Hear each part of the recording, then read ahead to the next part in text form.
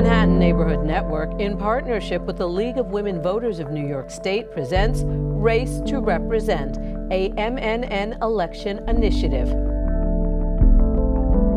Hello, I'm Julie Walker. New York voters will head to the polls on Thursday, September 13th for party primary elections. They will cast their ballots in many statewide and local races, including for governor, attorney general, and members of both houses of the New York State Legislature, including State Assembly District 74. The New York State Assembly is the lower house of the New York State Legislature and works with the governor of New York and with the state Senate to create laws and establish a state budget. The Assembly's legislative authority and responsibilities include passing bills on public policy matters, setting levels for state spending, raising or lowering taxes, and voting to uphold or override gubernatorial vetoes. Today, you will hear from two of the candidates running in the Democratic primary, including the incumbent, Harvey Epstein, who won the seat in a special election earlier this year. The 74th Assembly District covers the east side of Manhattan, including the neighborhoods of the Lower East Side, East Village, Alphabet City, Stuyvesant Town, Peter Cooper Village, Murray Hill, Tudor City, and the United Nations. The candidates joining us today are incumbent Assembly member Harvey Epstein and one of his challengers, Akshay Vaishampayan. Welcome, gentlemen, and thank you for being here. This question goes to both of you, and we'll start with Assemblyman Epstein. What makes you the best choice over your opponents? First of all, good morning, and thank you for hosting this debate, and really to the League of Women Voters for letting us be here. I've been active in my community for decades. I've been a legal services lawyer, represented thousands of people, and I know my community inside out. I've been working on affordable housing issues, public school issues, so many concerns around the MTA, bail reform, criminal justice reform, and early voting. And when I ran in April to get this seat, I started acting on what I ran on. And I've been able to move forward on the issues I care deeply about.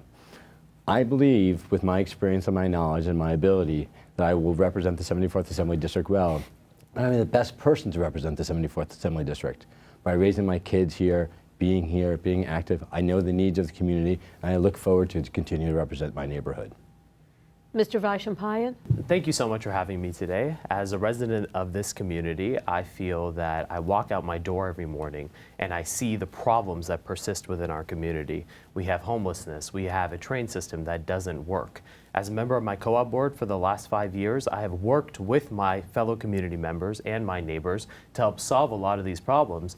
But a lot of the issues that persist and that continue to hamper us from coming to a complete solution are caused by Albany and Albany's inaction. We can't help our neighbors get to work on time when their train doesn't work. We can't solve homelessness and affordability of housing issues when Albany does not help us and work with us to make housing and homelessness a core issue for them to solve. I started my career working at the New York Urban League, working on scholarships for students, low-income students, and students who are looking to go to college, first in their families to go to college. And through that work, I've learned that given an opportunity, people will take it. Albany just has to give that opportunity to the people. As the demographics in our district continue to change, I think I'm best suited to represent our district to achieve those goals. You mentioned your work with the community. What have been the accomplishments that you're most proud of that would display your ability to be a successful assembly member for this district? So in our community, within my co-op at least, and within our co-op on our street and our community association, we have worked together to combat especially property tax increases. Property taxes have gone up in our area because of new developments coming in and the city assessing us at the luxury rate, which we are not. We are normal co-ops with a citizenry that's lived there for 10, 15, 20 years, and we have worked with people to help combat, fight the city, and fight the state on those increases to help bring their maintenances and their rents down in order to make sure that their housing is still affordable for them. Assemblyman Epstein, we know you arrived in April. In your short time in Albany, what legislative accomplishments are you most proud of, or did you have any major disappointments? Well, thank you. Since April, I was able to co-sponsor over 200 bills in the Assembly. dozens that were passed in the Assembly this year, including a 10-point housing package that we were able to do to strengthen the rent laws. I introduced my own 2 bills that were passed both the Assembly and the Senate, one on extending affordable housing program, and the second on giving nurses the opportunity to leave the country to deal with medical issues overseas and maintain their jobs. But more importantly, what they're able to do is advance issues of affordable housing and community development and the MTA. On the MTA alone, I've worked with the MTA to get them to commit to making the L train accessible in the future, both the 6th and 3rd Avenue stops. On affordable housing, I was able to help Waterside maintain 325 units of affordable housing, and we're going to keep those permanently affordable for the next 75 years and then reset the rents for low-income tenants to have them affordable. On the bail, I was able to work on getting the legislation passed to reform bail and bail system. So we know there's a race and class issue around bail. I've co-sponsored a bill on legalization of marijuana that's likely to pass the Assembly, and early voting. We have a voting system that's not working in this state. We have 1, 2 primaries, which is problematic, but 2, we don't allow people to vote if they don't vote on that day. We need a comprehensive early voting system, which I will be able to move forward a little in the Assembly this year. I look forward to expanding that again next year. A question for both of you. District 74, what are the major issues facing your district, and what policy proposals would you want to pursue to address those issues? Mr. Epstein? Well, the main things that I see affecting the 74th Assembly District are affordable housing, the public transportation, public education, and overall political issues, whether it's on bail, criminal justice reform, and voting. So on the affordable housing, I just mentioned the Waterside deal that we were able to announce in the last 2 weeks. I've supported a package of bills that not only strengthen regulation, so helping support tenants who are seniors and disabled with screen injury. We need to strengthen mental trauma and create new affordable housing programs and expand a mandatory inclusionary housing program across the state. On early voting, I've co-sponsored legislation to have early voting, having voting sites 2 weeks before the election across the state to ensure that people have more opportunities to vote, including creating a campaign finance system that exists in New York City that does not exist in Albany. On the MTA, I mentioned the L train, but we need to talk about accessibility issues across the system. Only 1 out of every 4 stations are accessible for people with disabilities. That means a high percentage of our people don't have access to our public transportation system, and we don't have enough resources. So I've supported an increased revenue for MTA, including millionaires' taxes, so we can ensure that our public transportation system works and works on time. We have the lowest on-time rate of any system in the world, not only just in the United States, but in the entire world. We're in Paris, they have a 99% on-time rate. Here in New York, we have a 58% on-time rate. We need to fix that, and we need to fix that now.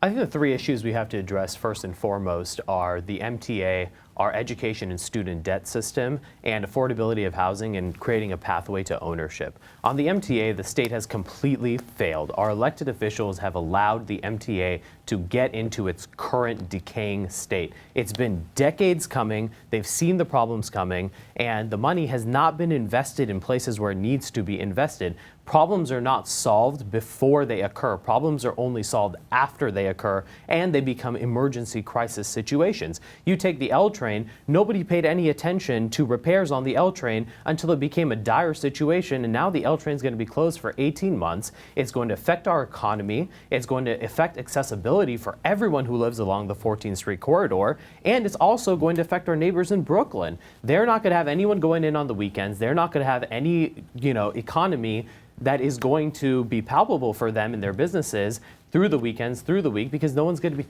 able to get there. And that is a direct result of Albany's neglect of our transit system. On education, we need to focus on student loans. For many people, my wife and I recently graduated from college about 5 years ago in graduate school, and we are absolutely burdened by student debt, and nobody addresses the student debt issue. For us, we can't ever move forward in our lives and have children and do all the things that normal people do because we're too busy paying for our student loans. And on the affordability of housing issue, one of the biggest problems with affordability of housing is that landlords are encouraged to kick current tenants out because they can charge a new tenant an absurd rent that's almost twice or 3 times as much as what they currently charge. We're going to get back to housing in a moment, but let's discuss some of the other issues that both of you brought up.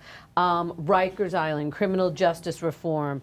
To both of you, are you for or against the closing of Rikers and moving the inmate population to the borough facilities? And is 10 years too long? Mr. Epstein?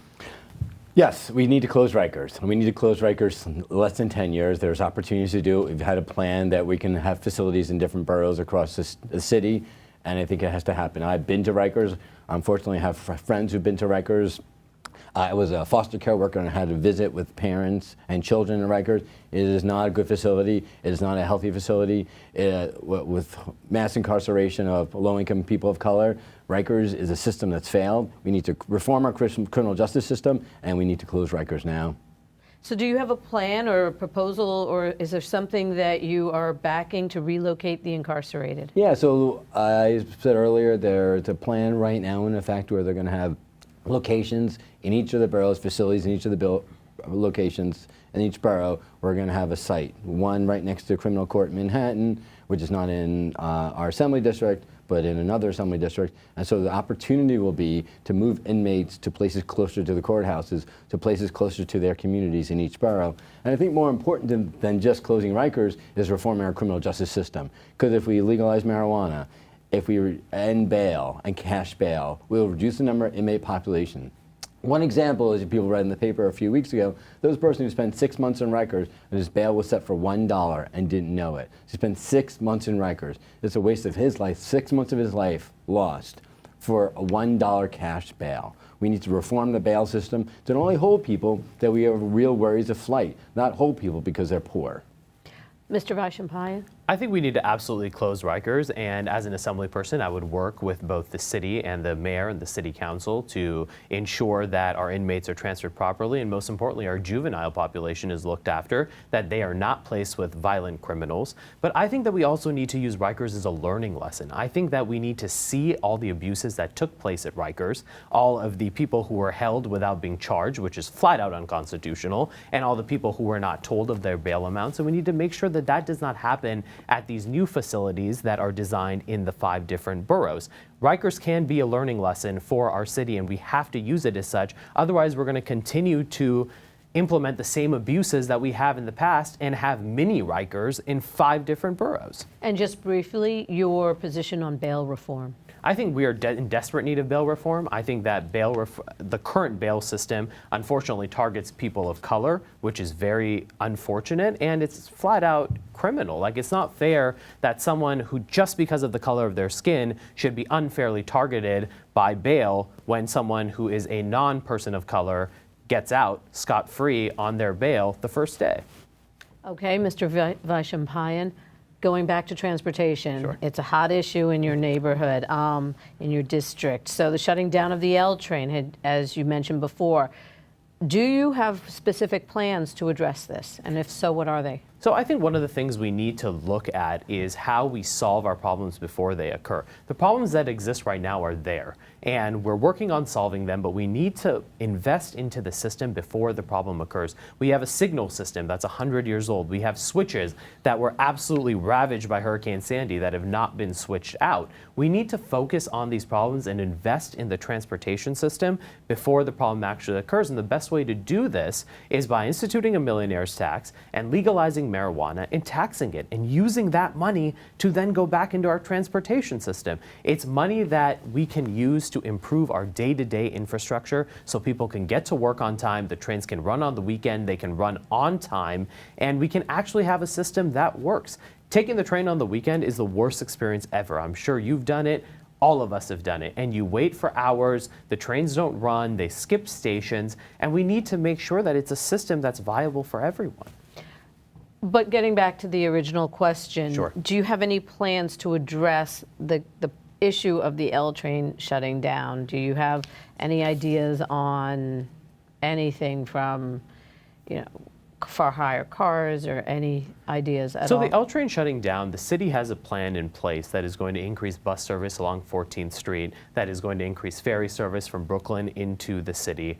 One of the things that is going to happen is we are going to have a 14th Street corridor that is going to be jam-packed. When you don't have the train there, there is no way for anyone to get across 14th Street without a public transportation system. I think we need to encourage people to take more buses. I think that we need to make some of those services free of cost so people can take them without having to pay into it, because it's frankly not their fault that the L train is not working or that they have to walk up to 23rd Street to take the 23rd Street crosstown. So I think by easing the cost and the burden upon the people, we can solve their transportation issues. Unfortunately, the line has to close, and there's no way around that, but we can ease the financial burden upon our neighbors. Assemblyman Epstein? So the three things we've been talking about with the L train closing is, one, what we mentioned, the 14th Street corridor. Closing 14th Street cars only for the west of 3rd Avenue, I think, is a problem. If you look at east of 3rd Avenue, First Avenue to Avenue C, we're going to see a lot of car congestion. We're having buses coming across on 14th Street, 60 buses an hour going up First Avenue, stopping on 15th Street. 1st and 14th is going to be a terrible corridor. I think the plan that the MTA has right now is not a good plan. We need to, I think, close the car traffic in an earlier point. That's one thing we've been talking about. Two is the diesel. We're talking about 60 diesel buses going across 14th Street, coming up First Avenue an hour. What does that mean for people who live in the community? We've talked about clean technology. The MTA bought 15 electric buses, which is great that they have 15, but 15 in their fleet for Manhattan, when you talk about hundreds and hundreds a day, are going to be going up in our community. Third is the L train construction right now that's happening on 14th Street. The amount of noise, the amount of pollution, the amount of diesel. The MTA does not have good plans to take care of the health and safety of our community. So I've been meeting with residents of 14th Street. I've been meeting with the MTA. We have a meeting next week about how they fix it. They've talked about trying to insulate the noise. They're changing from the diesel machines that they have on 14th Street to electric machines. So we're trying to cure some of those short-term plans, but we also have longer-term problems when the L train shuts down. And I don't think the solutions they have are appropriate. I think we need to talk about how we fix 14th Street corridor. I think we need to talk about how the ferry service is going to work. Maybe we need to use 23rd Street as a better corridor because 14th Street is going to be so congested. We've talked about that. And we also talked about not having the layover station be 15th and 1st, because what we're doing is talking about a tremendous number of people coming up First Avenue, coming over the Williamsburg Bridge, and just being placed at 15th and 1st. It's not a really good end location.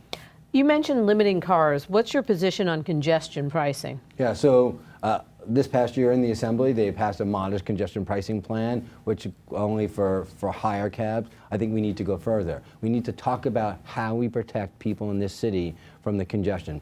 I think we have to, one, think about less for hire cars in our city because the volume is just clogging our streets. Not just cars, but other vehicles. We have places like NYU, which has their own bus service, which is clogging up our city streets. We also need to talk about the core Manhattan. So if you're driving from Avenue C to Avenue A, are you causing congestion? No. But if you're causing congestion because you're driving into the central business district, there needs to be a real cost to driving into that district. So we need to have a congestion pricing plan that works, that's targeted, that'll affect reducing the number of cars. I think what we had earlier this year was a good first step, but it's not the whole solution. We need to really tailor it to something. And we also need to talk about car-free locations. We have car-free Park Avenue South just on August weekends. We need to talk about having car-free places in New York because the pollution rates are so high that people are getting sick, the asthma rates are going up. We need to talk about protecting our city like other cities like London is doing. Mr. Vaishampayan? Congestion pricing? So congestion pricing, I think the issue of congestion pricing is definitely one that we'll have to tackle, but I also think we have to look at the reason under congestion pricing, which is why people have to take a cab or why they have to take an Uber to get somewhere. And the fact of the matter remains, if our public transportation system ran properly, we wouldn't have to do any of those things. When my wife and I go to dinner and we want to go down into lower Manhattan, we could take the 6 train on the weekend. We could walk to the 28th Street station. It's closed now, but it'll open again in December. We could walk to the 28th Street station and take the train downtown, but we can't because most weekends that station is closed. We have absolutely no other option but to get in a cab or an Uber, which is 4 or 5 times more expensive, and take that into downtown. Now, if we had a public transportation system that actually worked, we would solve many of our congestion issues because people wouldn't even bother with cabs or Ubers. They could take the public transportation system, which is cheaper, which is more efficient, and which would run better. Can I just I actually have to disagree here because I think people are going to continue, whether we have a high-functioning public transportation system, the subways get fixed, they get clean, they become on time. We're still going to have people who take their cars into Manhattan. We're still going to have people who drive around Manhattan. We're still going to have people who take Ubers and Lyfts. And I don't think we have to fix our subways, but that isn't going to resolve the problem of congestion. We need to do more than just fix the subways. We need a real comprehensive plan that just doesn't focus on fixing the subways. I think it's going to solve our issues with congestion. It's not going to, obviously eliminate them, but it is going to ease them a little bit. You'll see fewer people taking taxis and subways, and if you are dealing with a system that has been eased somewhat instead of a system that's in complete disarray, I feel like you're making at least one step in the right direction instead of starting at point zero where we're at right now. Does this mean that you are for congestion pricing? I think that we need congestion pricing. I think that we need it in the sense that we need to not have as many cars on our avenues and our streets during rush hour times. But I also think that we need to look at why those cars are there in the first place. We have to get to the root of the problem. The biggest issue with Albany and many of these Band-Aid legislation pieces is that we never get to the root of the problem. The root of the problem is that we have a decrepit, not working transportation system, period. We could go on about this, but we are at a limited amount of time. So I'd like to shift gears and move on to NYCHA. The New York City Housing Authority plays a vital role in maintaining a large portion of the city's affordable housing stock. Right. However, the living conditions in public housing have been the subject of several investigations in the last few years. And to say that it's deplorable living conditions is not overreaching. Assemblyman Epstein, do you have any policies or proposals that begin to chip away at those deplorable living conditions that people are in? Well, first of all, thank you for the question about public housing. It is the largest affordable housing stock that exists in New York City. We need a strong public housing system. And this started because of federal disinvestment in public housing, and the state and the city have done a terrible job investing as well. So we've seen crumbling public housing units all over the city. I've represented thousands of public housing residents on repair issues when I was a former legal services attorney. I've represented them for decades. And what we did is, building by building, getting conditions fixed. But that's because they have the squeaky wheel. The problem we have is we have a system that's broken. And why is it broken? Because we have, one, not enough money to do the work. Two, not enough support within the public housing system to understand the issues. We don't have a strong leadership. We need to really change leadership. I know the mayor has started doing that. And three is we have to have the knowledge in place. Example, in Baruch houses, there's a huge rat problem. And the rat problem exists because there's construction going around the entire area and they're not monitoring their construction and the rats are going there. Two is because the basements are dirt basements and no one cemented those basements so rats can go in. So there's really simple solutions to problems that can save us lots of money, and we need to act on those solutions. The third is we don't have a strong capital plan. And why don't we have a strong capital plan is because we haven't invested in the thought that public housing matters for decades. The state has not invested in decades. This year we put $250 million in new public housing funds, but we have not done that for decades. So how do we do this with a $30 billion capital need? We have to dig in and spend money on public housing. And to say that the residents of public housing matter, they live in our city. In our district alone, there's over 20,000 apartments. Those families should matter, and we need to do more. When was the last time you were in one of those apartments? 2 weeks. A week and a half ago. Okay, moving on. And I've been to hundreds and hundreds of apartments. Okay, moving on, your response to that question? So I think that the current state of our public housing system is frankly just pathetic. Like, we have completely dropped the ball as a city, as a state, and as a country. Just because someone lives in a low-income housing unit, that does not mean that they don't have the right to live in a nice, clean, and well-run housing system. And one of the things that we have to do is, many times what we hear from Albany is we're going to throw money at the problem and the problem is going to go away, but there's no follow-up and there's no accountability from the state. And what we need to do is we need to make sure that the money goes into actual repairs. If an apartment has a repair issue, we need to make sure that that problem is actually taken care of. If there's asbestos in a building, we need to make sure that that is removed. And many times money is spent into NYCHA and there's no accountability. They go into crony contracts and they go into a system that is considered to be a void, and it's unfair to the people that live there. We have to do better by them, and we, frankly, especially in our district, they have to hold us accountable. As their assembly people, they need to know who we are, and they need to hold us accountable for everything that does not happen in their housing unit. When was the last time you were in one of the NYCHA apartments? We were on Avenue D last week, 2 weeks ago. In an apartment? We were not, we were in a building. We were in a building, not an apartment. Okay. So staying with this for a moment, a report found that the Housing Authority needs nearly $32 billion, and you both mentioned the money needed over the next 5 years to carry out the repairs and renovations.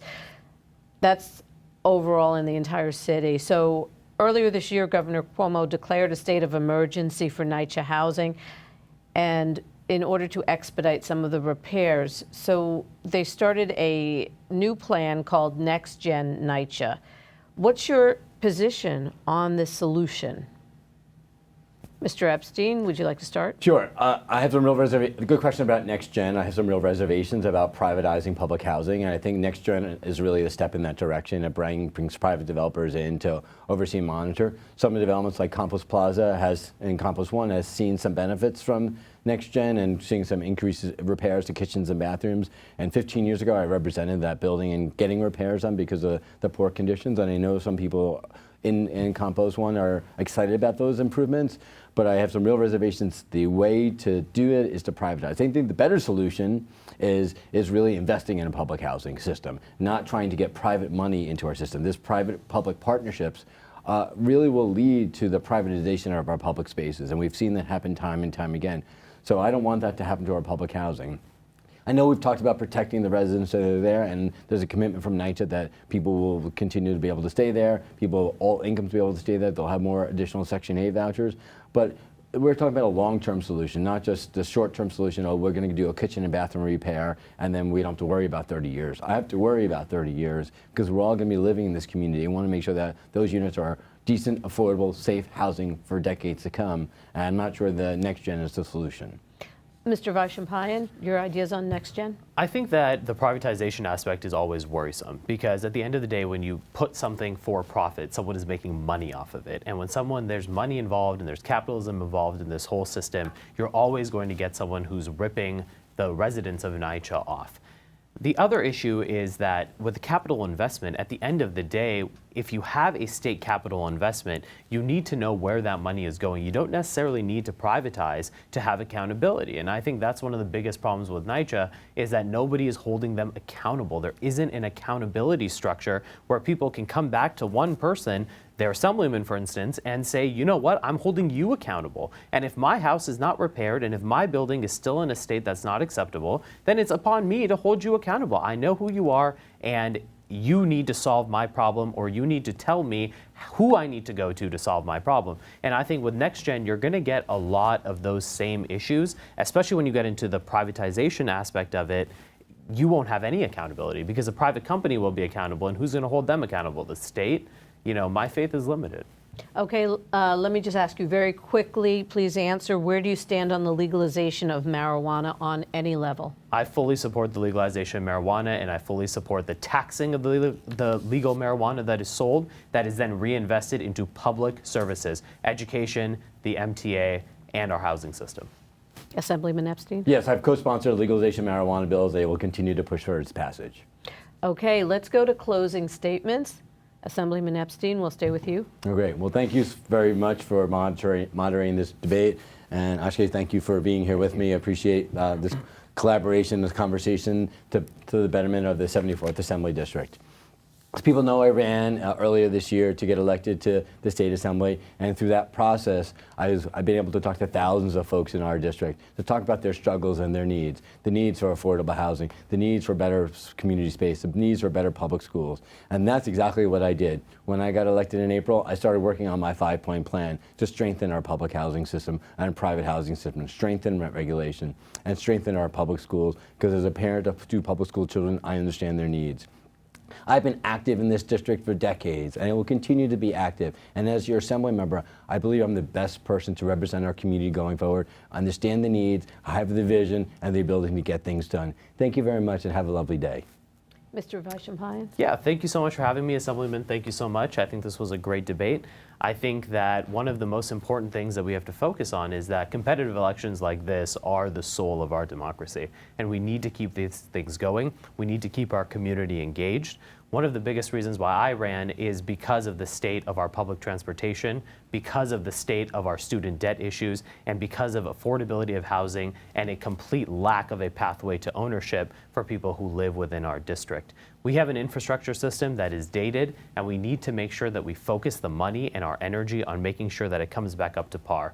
As someone who has student debt, as my wife has student debt, we are definitely people that are burdened by our outstanding debt issues, and we need to make sure that there is a state policy to make education more affordable and create sunset policies on outstanding student debt for people who already have it. On education within our district, my wife and I plan on sending our children to our public schools. We're very invested in them, and over the course of the next 4 or 5 years, we will be parents in those public schools. So we do have a personal interest in each of those issues. And on the affordability of housing, it's unfair that people are getting pushed out of a neighborhood that they've called their own, but it's also unfair that people who are coming into our neighborhood now see rents that are 3, 4, 5 times what they once were. It's creating a neighborhood where only the rich can live in it, and that's not the community that I want to live in, and that's not the community that I want to raise my family in. So I think we need to focus on all of these aspects, but I also think that we need to remember that new ideas and the changing demographic of our district are definitely something